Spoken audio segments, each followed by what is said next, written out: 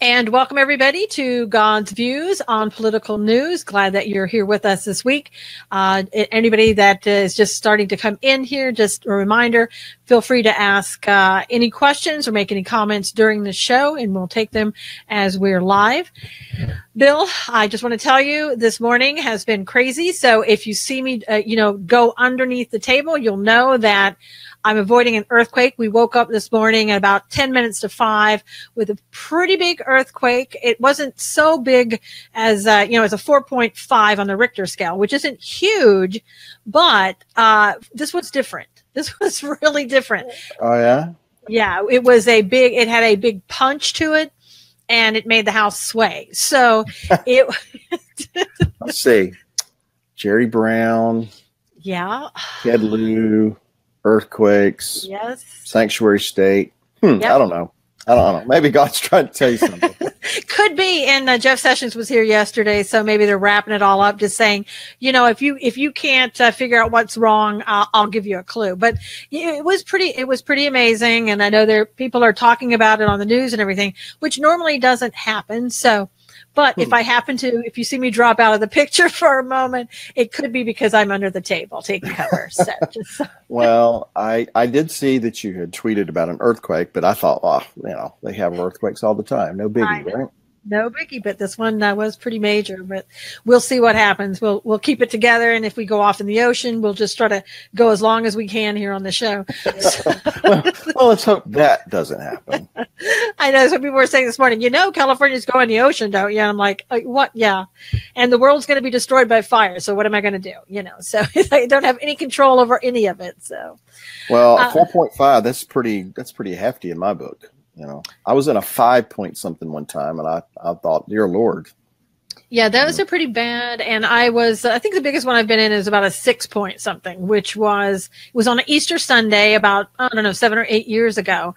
And that thing seemed like it was not going to end, and it shook everything. It was pretty bad. So, yeah. Well, let's just hope nothing more happens today. Thank you. That would be great. So anyway, welcome everybody. Darlene says hi. Dawn's here. Darlene. Everybody, again, just to remind you, comments and questions, don't hold back. Just talk to us about it during the show. Bill, you were going to say something too. I was just going to say hello to Darlene. Darlene's an old friend going way back. Nice. Welcome, Darlene. Glad that you're here. Okay, we're going to start right out with kind of what is sort of breaking news. In fact, right after our show, Bill, the president is going to be talking in regards to what he's going to be doing with the Iran deal, that horrible $100 billion deal where money was sent to Iran with cash that was sent to different locations, given to Iran. And which I think has been what has caused a lot of the issues in the Middle East right now, because Iran has a ton of money, can buy anything that they want, and it looks like they are doing it. What are your thoughts about what may happen today in regards to what the president will do? Well, I hope that he's going to do what I believe to be the right thing and back out of this, get out of it. It was a shady deal to begin with. I don't know how I can talk about it without going back and talking about the previous administration and my belief that they did a lot of things under the guise of peace and community of nations, blah, blah, blah, to basically isolate Israel. That's what I believe it was all about. I believe that's what the whole Syria thing was about. I believe that's what the stuff that happened in North Africa. I think all of it was related to, a systematic plan to try to isolate Israel, kind of back them onto their heels and put them in a war posture and, to kind of push the button, so to speak. Now, that's just my opinion. So that being said, I think we ought to get out of it. I think we ought to just get out of this. I don't think that we should be dealing with people who have sworn to kill us and sworn to kill Israel. Why would I make any kind of a deal or a contract with them, particularly where they're going to get a boatload of money and my favor? So that's what I think should happen. I'm hoping that's what's going to happen. And I guess as far as what is, the fallout will be, I guess we'll just have to wait and see what his actual decision is. Yeah, and when you were saying that you thought it was done to isolate Israel, I agree with Dawn here. That I think it was more done about destroying Israel myself, giving Iran the power. Yeah. I mean, my gosh, with all that $100 billion, and maybe you can't make your own nuclear weapons, but you can sure have somebody else do them, like, I don't know, North Korea, Russia, and somebody else. Yeah. Well, I agree with what she's saying. It was all about destroying Israel, but Yes. The adversary goes about it, systematically: steal, kill, then destroy. Right. So anyway, I hope he does the right thing. I mean, the posturing seems to be that, but who knows what's going on behind closed doors. And I want to put some blame on Congress, because the Congress under the previous administration should have said, are you crazy? We're not doing this deal. If you did this deal, we're getting out of this deal. Because it seemed like something that he did without talking to the Congress about. And then when Congress found out about it, they could have nullified that agreement right then and there. And Iran would not have gotten back $100 billion in cash that they could do whatever they wanted to with it. So I have to say, I place some blame on them. Well, yeah. I mean, there's a lot of things that Congress should have stepped in and stopped, and put their foot down. We could go off in a lot of different directions with that particular component of this. But with a few exceptions, Congress is spineless, unwilling to assert their authority, unless it's going to put you and me in a bad spot. Right. These people, most of them anyway, are all buddies. I remember a few years ago, I went to the Senate and actually to hear an address by Ted Cruz. And, all these people who fuss and fight on television, they're against this person, they're against that person's position on this. When they're down there on the Senate floor, they're yucking it up. They're slapping one another's backs. They're hugging one another. They're friends. So Congress should have stepped in and done a lot of things. I think that if the president does the right thing, that's going to flush out a lot more of these people in Congress who don't really have the best interests of Americans in mind. That's just my opinion, because you'll see all the scream and holler and carrying on if he in fact backs out of the deal. Yeah, I think that also there was a phone call supposedly that took place at 10 o'clock Eastern time that President Trump supposedly called Macron in France. And the way and this is totally just my opinion and my feeling, is that he called to tell Macron, we're getting out of the deal, because Macron, of course, wants him to stay in the deal. And there'd be no reason to call him if he was going to stay in the deal. I guess the question sort of becomes, if he's going to back out of the deal, is it going to be all the way, or is he going to give Iran time to change its ways and say, we're not going to certify that you're doing things correctly, but here are the new expectations. And I think that's probably the next big question. Now, Jonathan says we're living in the time of Elijah, time to get on our knees and pray. I agree with that. Linda feels that the next big deal is going to be Israel will make with the Antichrist to build the temple. Don't know how soon that's going to, come around, but I mean, yes, that will occur. We do know that's going to happen. Dawn is asking, is it collusion with Kerry? And then Dawn said there should have been a treaty. And I think, let's talk a little bit about John Kerry, who seems Herman to Munster, be. you mean? I mean, sorry, did I say that out loud? No, you didn't. Nobody heard that. But he's been jet setting around the world. I mean, he did meet first, I think, in New York at the UN, our friends, the UN. And he met with the top Iranian leader about the Iran deal. Then he was jet setting off to meet with Macron twice. I mean, I'm sure that was just as pleasant as could be. And then, I believe, a German leader in order to try to save this deal. Now, it seems like what John Kerry doesn't understand is that he's no longer in power. Some of the articles called it a shadow diplomacy. I call it what everybody else does, a shadow government, deep state, whatever you want to say. Your thoughts about that, Bill? Well, he doesn't have any legal authority to be negotiating and try to do something. You know, I have a hard time believing that Trump would have asked him to do this, you know, given the what I perceive anyways to be the animosity between that whole camp and Trump.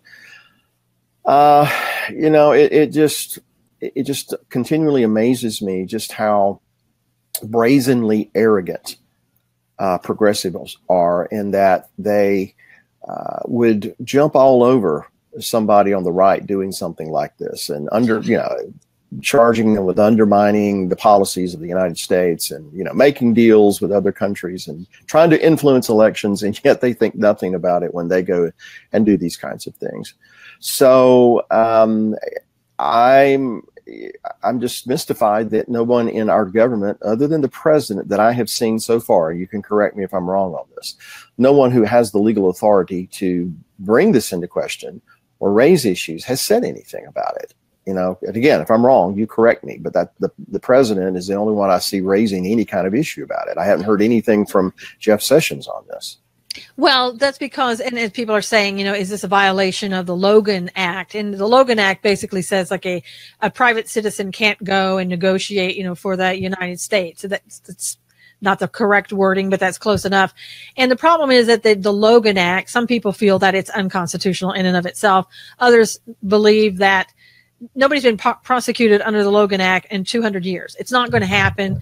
And so, you know, you got to understand that these people, and you do, and people who are listening do, that these people from the previous administration, they absolutely know how to play and get around the law and skirt this rule and whatever. They knew before he started doing this what he could get away with. And that's exactly what he's doing. Now, here's what President Trump has said about it. John Kerry can't get over the fact that he had his chance and blew it. Stay away from negotiations, John. You are hurting your country. So he is very vocal about it, yeah, like you said. Well, you know, he doesn't have any legal authority to negotiate anything. No, he doesn't. As you know, and unless the president has asked him to do something, and I find that very difficult to believe. He hasn't, yeah. So, I mean, anything he would say or do, we're not bound by, I would hope. Right. So. But he can undermine the president. And that's what, you know, that he's doing. He's going over and he's talking to these people. They're trying to save this deal because it was a horrible deal. He knows it. It's part of the Obama administration legacy and John Kerry's legacy.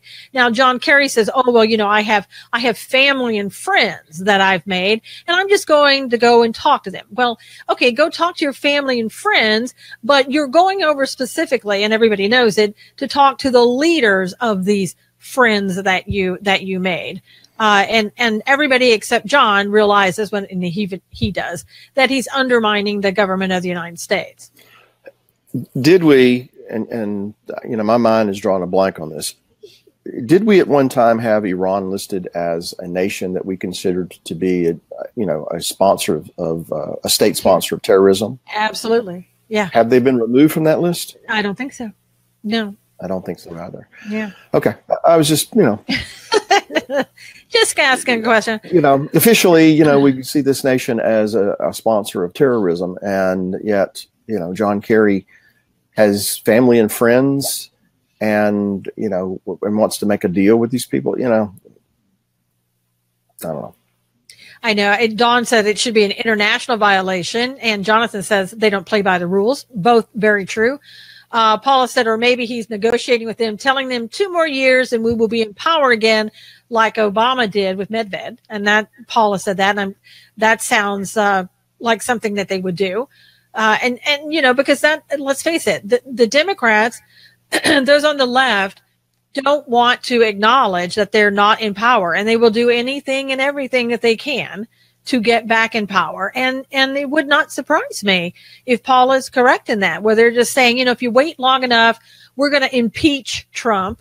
We're going to do whatever with Trump, and he won't be around. Let's just hold on, and we'll make sure that this agreement is reinstituted, or, whatever. I mean, if Congress doesn't act, I think after what the president, if he withdraws today, I don't know if they can just come back in and put the agreement back and forth, the next president that comes in. There needs to be a final determination on it. Well, A lot of speculation here. We don't know exactly what's happening, over there with Kerry. We can speculate as to, what these discussions are about. I certainly don't trust him as far as I can spit. So what I would say to this then is, if there are people, like John Kerry, if there are people who are making a deal with the devil, people who have sworn the destruction of Israel, they are aiding and abetting the enemies of the God of Abraham, Isaac, and Jacob. And that means they're walking on shaky ground. So absolutely, that's what I would say to that. And like I said, I'm hopeful that President Trump is going to back us out of this deal because of what I just said. Because I don't want my country to be in cahoots with a nation that is sworn to destroy Israel. Now, granted, there are men, women, and children on the ground in Iran who are not responsible. Who have, there are believers in Iran who they put their life on the line just by being a believer. So we're not talking about the people necessarily, but we're talking about the leadership, those who have sworn to destroy Israel. I don't want to be negotiating with and helping them in any way that would further their agenda where Israel's concerned. Now, if things change and there's a little nicer group of people over there running the nation of Iran, okay, now we have a different scenario. So then we'll talk. You would have to have a completely new government for that to happen. Dawn saying, Anne is saying good evening from England. We're glad that you're joining us, Anne, from all the way from England. Dawn is saying sedition, conspiracy, treason for what Kerry is doing. While we look at it that way, yes, I mean, I agree, but legally that won't hold water. Well, I know that, but we're not just talking about the legal aspects of this. Exactly. We're talking about the spiritual aspects of this. Right, and, right. I mean, look, John Kerry, he's one of those people. If his lips move, I think he's lying. Yeah. I mean, that's just my personal opinion. And he worked for a man who, in my view, if his lips moved, he was lying. So I don't trust anything they say. I don't trust anything that they present as this is really what's going on. I'm highly, highly suspicious of it. That being said, the president has the authority to do something about this. Yeah. As far as this deal, I mean. As far as the deal is concerned, yeah. And then Congress, somehow, like I said, they need to get their act together. And whether this will mean, let's say he withdraws, will he ask for sanctions against Iran? And if so, will Congress go along with it? There are people in Congress right now who think that this deal should be left alone. They think it's wonderful. They think that if you pull out now, it's going to affect too many countries in Europe, and whatever excuse that you want to get. As Trump has always said, it's about America first. And it's not America alone, but it is America first. And so we have to care about what it means for this country and the repercussions, again, like you said, Bill, in not protecting Israel, so it's a lot to take in. Well, I said earlier that if he does pull out of this deal, I think it's going to flush out a lot of people in Congress who haven't really been saying anything, but who, like you just described, want this to stay in place for whatever reason. As far as the idea that, this is about so many other nations, we have to consider this, that, and the other. If we think that our role as the United States, or one of the roles we play in the world, is to help other nations, how are we going to do that if we're weak, if we're disconnected, if we're divided, if we're crumbling? How are we going to be able to help anybody? We're not, So it seems to me that if we put the virtues and principles that brought this nation into existence back in their proper place and uphold those, and if we live by the standards of the framers and the founders of this nation and make decisions based on what is in the best interest of the American citizens within those parameters that I just described, then other nations are going to benefit from that. If we are going to consider their interests first, that's going to undermine our power, authority, prosperity, blessing, on and on and on, and then everybody's going to suffer. That's the way I see it. Well, and it's like Don's question here. Why didn't we hear about the other countries when the deal was made? We didn't seem to worry about the other countries then. Yeah, right. That's a good question. Mm-hmm. It very much is. And then Teresa says, what's the benefit of Iran having nuclear weapons? To them, we know what the benefit is. Yeah. Well, to us, I guess that depends on your position as it relates to Israel and even America, because you need to remember there was a certain president who used to go around apologizing for America, who used to basically say that we're arrogant and stuck up and all this kind of stuff, and therefore we need to kind of back out of some things in some situations and help others in certain situations. And while I do think that we do have a pride issue now, the point is that there were people who obviously thought by helping Iran, that'll further my philosophical agenda here, where the United States is concerned and where Israel's concerned. So obviously the Iranians want nuclear weapons because they see Israel as a threat. Just the fact that Israel exists, they see it as a threat. So they want nuclear weapons. They'll argue for defensive measures. But we know what the mullahs and the ayatollahs have in mind. They want to destroy Israel. There's a concept in Islam that's called hudna. I guess if you're going to spell that in English, it'd be Hudna. And what this is usually what is meant when a lot of these Islamic nations talk about they want peace. What they really want is hudna, which is basically a ceasefire. They want a cessation of hostilities. But, and this goes back to Muhammad, only until they gain the upper hand. Right. Only to give them time to gain power, to gain strength, numbers, what have you, technology, in this particular case, nuclear weapons. They only want a ceasefire until they feel like that they have the upper hand, and then that's when they intend to strike. And again, this is something that goes back to Muhammad.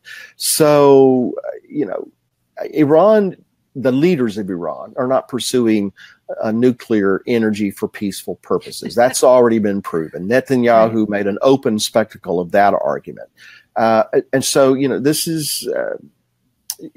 is why it is just maddening to me that the former president and his administration, John Kerry included, made this deal. They aren't that stupid, so they have to have another agenda.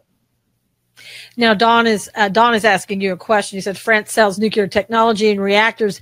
Did it in Iraq, Libya, Iran, Bill? I'm sorry. Repeat that now. France sells nuclear technology and reactors.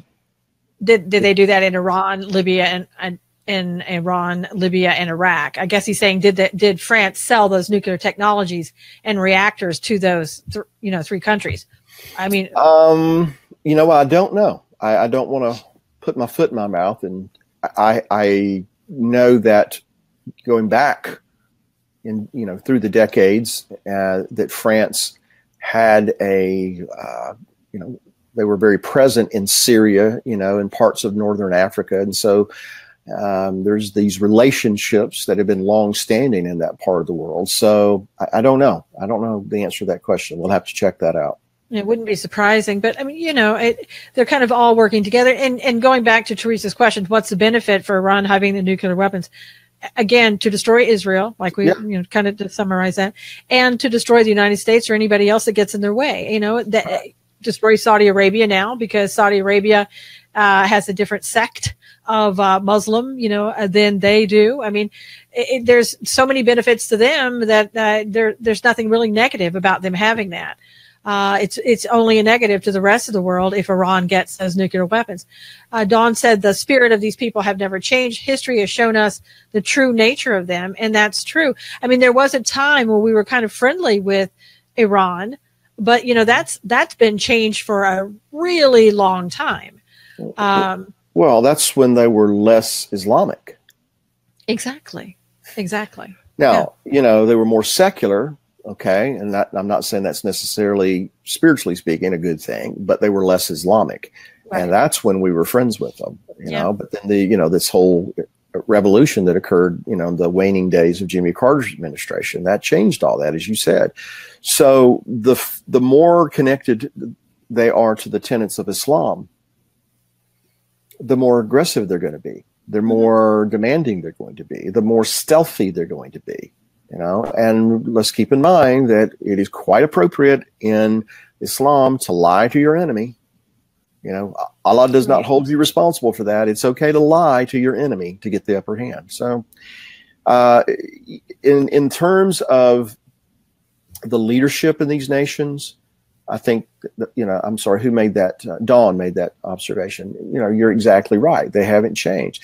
You think about it through the millennia in that region of the world, they don't know what self-rule is. They've only had, bits here and there, little spans of time where maybe there was some kind of self-rule. They're not accustomed to it. It's not in their DNA like it is for you and me. And so they are susceptible, I guess you'd say, to despots and tyrants and ayatollahs and this, that, and the other, and it just seems to be the way of it. And right in the middle of this is this little tiny nation called Israel that God carved out a place that he said, this is Israel. This is going to be where I'm going to set my name. And so it's just fascinating to see that surrounding that is the worst neighborhood in the whole world. Yeah. I know. And Teresa says she thinks that the last president and administration was setting himself up to be part of the one world order, in her opinion. Anne said they also chant death to the UK, just like they chant death to America here. But the government's very weak, she said. Well, with all due respect, Anne, your government is allowing Islamists to come in, infiltrate, and undermine the sovereignty, at least from what we're reading and observing over here. And you can correct me on that if I'm wrong. And so, yeah, I don't doubt that they chant death to the UK and have every intention of transforming the UK into something it's never been. Now, Jonathan said, who are the locusts in the Bible in Islam? Well, he's already kind of answered. At least I'm assuming that's why he's put the word Islam. Actually, Jonathan, several years ago, I was doing a teaching and going and showing the locusts in the beginning of the Bible all the way through the book of Revelation. And I'll kind of cut to the chase. In the book of Judges, when Gideon and his 300 go to battle the people of Ammon, the Midianites, and the Ishmaelites, these three bands of people, they are likened unto locusts.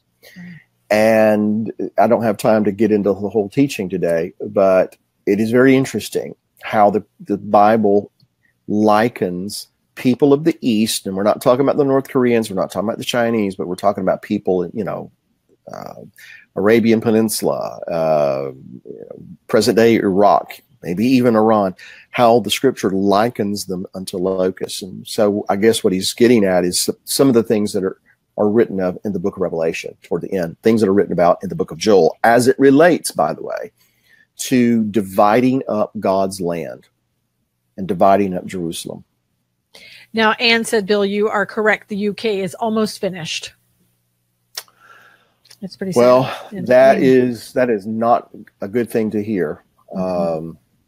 But all right, let me, if I may, and I know we're talking about Kerry and Iran and all this kind of stuff, but just kind of launching off of what Anne has just verified, what Jonathan asks. Like, think of it in terms of what literal locusts do. They come in and they swarm in, and by themselves, they're not very threatening. You pick up a locust, there's nothing, you could squash him under your foot very easily. But when they come in swarms and they just overwhelm you, they devour, they steal, kill, and destroy, if you will. They eat and devour every green thing. They leave no sustenance. They just devastate the land. That's what locusts do. And and I know this is the politically incorrect thing to say, but if you think of it in terms of what Islam is doing, particularly in Europe these days, think about what's been going on in France. Right. Think about what Anne just validated is going on in the UK, what's going on in Sweden, what's going on in Germany. how these open borders, these people who are all for open borders, are allowing this invasion to come in. And what are these people doing? Once they get a toehold, once they get embedded in the culture, they start trying to transform the culture. They even threaten. That's what's going on here. And that is what's coming to the United States if somebody doesn't have the chutzpah to say, no, we're going to make sure we know who's coming into this country. Well, and I have to say on that note, the second person behind the chair in the DNC, Ellison, I believe is his name, was caught with a T-shirt, wearing a T-shirt that said something about, I want open borders. I love open borders.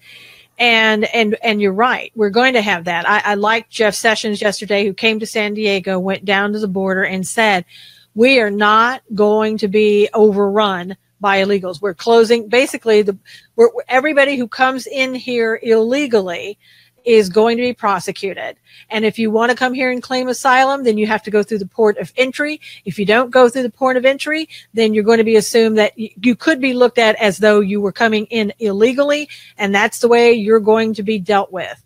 And he, that was the first time I've seen anyone take that kind of stance where it's saying, we're done. You're not coming in here without being prosecuted. And, hopefully that means sent back. Well, good for him. And I hope that this administration enforces that, asserts the federal authority that they have to protect the citizens of the United States, even when a lot of the citizens of the United States are stupid. Yes. And now Ann says, don't let them take your guns. We are not allowed them here. Ann, people here will fight to the death if they have to, for people not to take their guns. And that's, I'm not just saying that. I think everybody in this room and who are listening to this in the replay, who are on, believers of the Second Amendment, they would be out in the streets with everybody else. And it'll be to the finish. Well, no disrespect intended to Anne, who is our sister over there in the UK. But the United States of America came to be because there were people who took a stand on that very issue. The shot heard round the world, fired on April 19th, 1775 in Concord and Lexington, because British regulars were coming out to Concord to take weapons away from the militia there in the countryside, weapons they did not believe that they should possess. And that's why the shots that ignited the revolution were fired. So it's kind of an interesting, things are coming full circle, Yeah. And it's disheartening to hear somebody in the UK saying that their country is kind of crumbling. And because, nationally speaking, they are our brethren. Right. That's where we, as a nation, that's more or less where we came from. I realize there are other nationalities involved. I understand that, but the original colonies were all British. So anyway, this is what happens when we relax our standards, our virtues, when we are not watchmen to be alert that there are people out there who want to kill us. And when we just invite everybody in, we can't expect anything less than disintegration of our culture and society is going to occur. And it's also like when we talk about Iran, the people in Europe, the leadership allowed these people to come in. I don't think most of the people there allowed them to come in. It's just like with the Iran government, they're doing all these things. The people of Iran aren't like their government. Right. And so Linda said the UK did not stop the invasion, a satanic tool to conquer. That's why our president is dealing with this now, Linda says. Teresa's glad that, it's time that Jeff Sessions stood up and presented a little authority, and they will take my gun out of my cold, dead hands, Teresa said. And again, it is great to see Sessions finally standing up and doing what he should. And he was heckled yesterday as he was talking down at the border. And it is crazy when you think about it. And I'm sure Anne, sees this with people in Europe. It's crazy for people to say, come on in. We don't care who you are. There's a possibility that you may kill us, but come on in. Borders are open. to me, it's insanity. I can't even go there. Well, how many times have we heard in the last few years that liberalism is a mental disorder? I mean, I'm beginning to really believe it is. I am too. I mean, I just find it hard to believe that there are people who are that ignorant, I don't know what it is. So maybe it's part of God sending them a strong delusion that they should believe the lie and be damned. I don't know. It's crazy to me. But I wanted to go back to something you said about Sessions, asserting this authority and basically saying this. We live in a day and time when we've got a culture of rebellious teenagers. And I'm not just talking about people who are teen-aged. I'm talking about the way of thinking. Right. They don't want anybody telling them what to do. They don't want anybody telling them I have to come in at a certain time, or I can't cross into your country without asking or answering a bunch of your questions. That's the mentality. We're a bunch of rebellious teenagers. So it's time that somebody stood up and say, here's the way it's going to be. And if you cross the line, you have to understand, I grew up in a place in a time where we had these things called spankings. And when I crossed the line, my dad would say, I'm going to beat your butt. You want to cross the line? Here's the consequence. We have a duty as a people to do what is right. And when people are going to do what is wrong, we have the duty to enforce the laws of the land. And in this particular case, I hope Sessions follows through with that. I hope the people in the Justice Department and all the subsidiaries follow through with that. They certainly have a president who seems to be willing to back them up in this regard. And this is not straying away from biblical principle. When Joshua and the children of Israel were going into the land of Canaan, a land that had already been deeded to Abraham and to his descendants, God told him, I'm going to go before you. I'm going to deliver these people into your hand. But those people under Joshua's command still had to go from town to town to town and fight. They had to fight. They had to take up the sword. And I'm not suggesting that everybody get out in the streets with their stuff. I'm just saying that we have to fight. If we believe that God gave us this country, talking about the United States, and this goes for the UK as well. If we believe that God gave us this land, this country, then we need to be willing to stand up for what is right and to fight for what he's entrusted to us. So again, I don't want people to translate that into armed rebellion.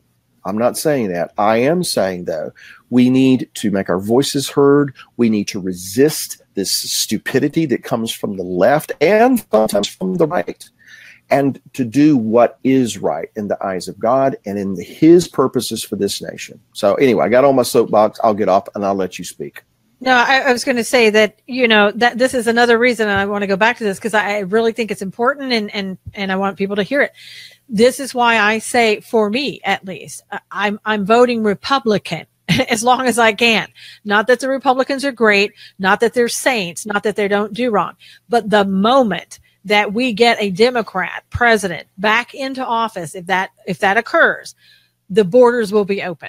It in my mind, the Republicans are standing between us and losing the republic. As bad as some of them can be in rhinos, they are the only thing that we have left that are keeping us. I mean, not taking into account, I'm not saying without God. I'm just saying that politically, they are the only thing that we have left keeping us from having open borders and total socialism in this country. That's where this country was headed. Some of them are. Well, the rhinos. But what I'm saying is, if you get a Democrat president, that president, whoever he or possibly more likely she will be, they will open those borders. Yeah. No, it may be Kamala Harris or somebody like that. They will open those borders, and that will be it. Oh, I don't doubt it. I don't doubt that at all. Well, it was stated earlier. I forgot who made the observation, but but we've said it again and again and again and again. Our first duty, the first action we should be taking is going before our Creator and appealing to heaven. And then, putting legs on those kinds of things, going out and getting involved civically, making your voice heard. And I know that some people think, well, they're all crooks and this, that, and the other, and we don't need to be involved with all that. Well, and I understand that to a degree. I'm just at the place in my life that I realize that God's will is what's really important, and I need to be willing to embrace His will, whatever that is. But until He makes it very clear He's done right. with this country, then I'm going to keep praying. David had a relationship with Bathsheba. Of course, there was an illegitimate child born, and if you read the Bible, you know the story. And the baby was very sickly. And David went in and he fasted and he prayed nonstop, this petitioning that God would spare the child. And then the child died. David gets up, he goes, washes himself, and he goes and he has a meal. Point is, he appealed to heaven until heaven made it clear what the decision was. And where our country's concerned, I think that's what you and I need to do. We need to appeal to heaven. We need to barrage heaven with our prayers, with our petitions. We need to be vocal about what is right, not necessarily what's politically expedient, but we need to be vocal about what is right and see what God does and see what God says. Anyway. Yeah. And Anne is saying prayer is our greatest weapon. And absolutely is exactly what you were saying right now. A couple of people were agreeing with me, and that's kind of like where we are. And I'm not disagreeing with you. I'm just saying that we need to do everything we can until Absolutely. we get a clear-cut answer from God. This is what I've decided as it relates to the United States. Mm-hmm. Jonathan is saying a must read is The Paradigm by Jonathan Cahn. I think that, where we are in this country, it's a crucial moment. Not only is what's happening in the Middle East is crucial, and I think a lot of people are avoiding what's happening in the Middle East. I don't think the mainstream media, when I say people, they're avoiding what's happening in the Middle East. They're not even really talking about it all that much, and they downplay it all the time. Some other things that have come up that I've read from Jerusalem websites that I'm not hearing at all in the United States. For the longest time, we've been told that Jared Kushner has been over in Israel. And I think we've seen that. We've seen him going back and forth and talking with in Saudi Arabia. Then he'd go to Israel. And apparently, from what's being said, is that he and several individuals are trying to come up with a peace agreement, with the Middle East, a 2-state peace agreement where Palestine can have a state, Israel can have a state, and everything will just be wonderful if that happens. Now, and we know I'm being sarcastic, but what is being said by the websites over in Jerusalem and Middle East in general is that the United States has made a deal with Israel. And that deal it's kind of like, okay, Israel, here's what we've done. We've come over to Jerusalem. We're opening up our embassy. We're helping you by staying out of your way with what you're trying to do with Iran in Syria when you're trying to go in there and destroy any of their military bases, the recruitment centers, things of that nature. We're gonna get out of your way. We're gonna let you do it. In return, we have a president who is the ultimate a negotiator, as they say. So they're saying that the president now, along with Jared Kushner and the other people trying to work this deal, are saying to Israel, look, we've done this for you. Here's what we want in return. We want you to give up 4 neighborhoods in Israel. And we want to take those 4 neighborhoods. It's in East Jerusalem, I believe, is where they're located in that area. We're going to take those neighborhoods. We're going to turn them over to Palestine. And that's where their capital is going to be. And your capital is in Jerusalem. And this is going to be the 2-state peace agreement that we want you to sign. Now, before you comment, Bill, the United States is saying, no, we haven't come up with an agreement. We haven't finished an agreement. And they're denying that there is, that type of agreement. Your thoughts? My thoughts are any move to divide Jerusalem. Yeah. I don't care who's behind it. Yeah. Is a dangerous move. Mm-hmm. Now, it might be, well, it is described in Scripture for us that the nations are going to do that. Right. But that it doesn't come without consequence. And, you know, the whole book of Joel, well, I shouldn't say the whole book of Joel, but there's a good part of the book of Joel that is addressing this issue, about how those who seek to divide his land up. And in the book of Zechariah, it talks about how, you know, Jerusalem is made a burdensome stone, a cup of trembling. In fact, one word actually could mean a cup of poison in the hand of the nations, because they're trying to divide God's land. And so there's a consequence. So anyone who's going to be complicit in dividing up Jerusalem is on shaky ground. Now, that being said, I would wait and withhold judgment, final judgment on this, until I hear some, you know, verification on of this and just what these neighborhoods are, or just where these neighborhoods are.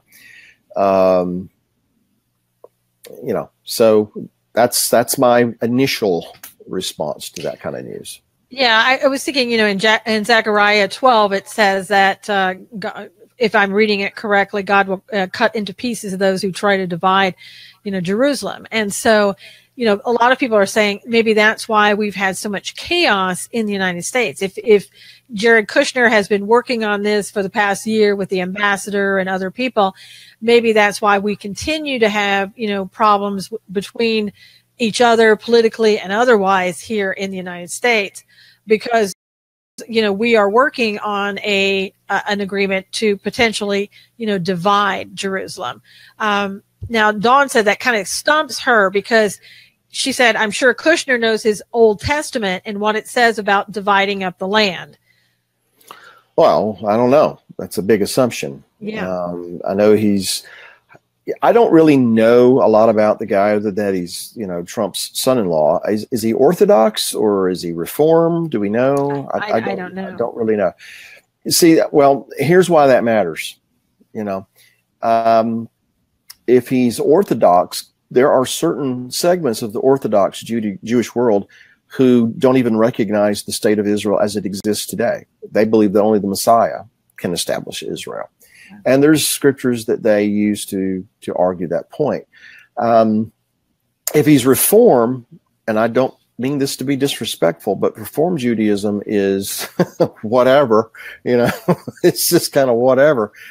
So Dawn is saying that he's Orthodox. So yeah, that's an interesting thing to consider in this, because again, I'm not saying that he falls into this category specifically, but there are sects within Orthodox Judaism that do not recognize Israel as being a nation right now, because of their belief that the Messiah is the only one who can establish the state of Israel. So all I'm saying is, or I guess I'm wondering out loud, is that part of why he would feel okay and being complicit in, potentially anyway, dividing Jerusalem? But again, before we go too far down this road, I'd like to know what those neighborhoods are, where exactly in East Jerusalem they are, because biblically speaking, if they're on the eastern slope of the Mount of Olives, which I guess would technically be East Jerusalem today, biblically that was not part of Jerusalem. That was outside of the camp, so to speak, where Jerusalem is concerned. If it were in the old city, I mean, I'd say dogmatically that's problematic. That's an issue. Anyway, I'm rambling a little bit, but I'd like to see where those neighborhoods are. Yeah, and Linda says, I don't believe Netanyahu would agree to that. He did it before and almost lost his position. And, you know, the thing of it is, I do agree with that. Netanyahu, I thought, learned from his mistakes. And I don't exactly remember the details around it, but I kind of, I've thought about that and thinking, well, didn't he learn from that before? But also, I think sometimes, you know, we assume, Bill, that just because somebody is Orthodox or somebody is a Christian, that they understand the Bible or that they read the Bible or that they know the Bible. Well, that's what I was kind of trying to say. Yeah. You know, just because he's Orthodox, there are subsidiaries of Orthodox Judaism. Right. You know, we get into ultra Orthodox. You know, these are the guys that, you know, throw stones at people for driving through their neighborhoods on Shabbat. And so they have different beliefs. It's just like Christianity. You know, we've got all these different denominations, and not everybody sees it the same way. I don't know, Mr. Kushner. I don't know how he views the scripture, but irregardless of that, ignorance of the law is, Right. no excuse. Right. And that goes for God's laws too. If you're going to go and divide up Jerusalem, you're on shaky ground. I mean, I don't care who's behind it. Yeah. And, some people are saying with Donald Trump, why would he be doing that? And they're not saying it in the comments here, but I'm just saying in general, I've heard that. And again, there are a lot of Christians who have never read the Bible. So, and there are a lot of churches that don't even preach about the end times in certain sections of the Bible. So it's not so unusual, that somebody wouldn't know that. Depends on where they are in their walk, as a Christian. Dawn said she knows with the Kushner family. She says, I know his family came here to start a Torah school, I think in Massachusetts, and his family believed that they would be a part of the end times. That's a very interesting comment. I'd like to get more information on that. Yeah, I would too. Let me say this. The reason that this country is so divided today, or let me rephrase that. Part of the reason this nation is so divided today is because for decades now, we've been complicit in trying to divide up Jerusalem. Yeah. That if you're going to impose that on Israel, it's going to come back to haunt you. I know this is going to sound crazy, and I've said this before, and people got really mad at me. But go compare the official flag of the Palestinian Authority to the Republic of Mexico. Wow. You're going to find some fascinating similarities. And the fact that our southern border is vulnerable, in particular with people coming up through Mexico from other countries, but through Mexico. And then you look at how we, the United States, under many presidents, have been complicit in trying to force Israel into giving away land for peace, so they say. And then all these people are funneling into the so-called West Bank and into Gaza from other countries, but under the watchful eye of the Palestinian Authority. I do not think it's a mistake or an accident. I think it's equal weights and measures. You do this, you impose this on Israel, you're going to reap the consequence. So just kind of an interesting thing to consider. Yeah. Now, Vicky said Netanyahu also knows what happened to Rabin when he gave away part of Israel. And that's true.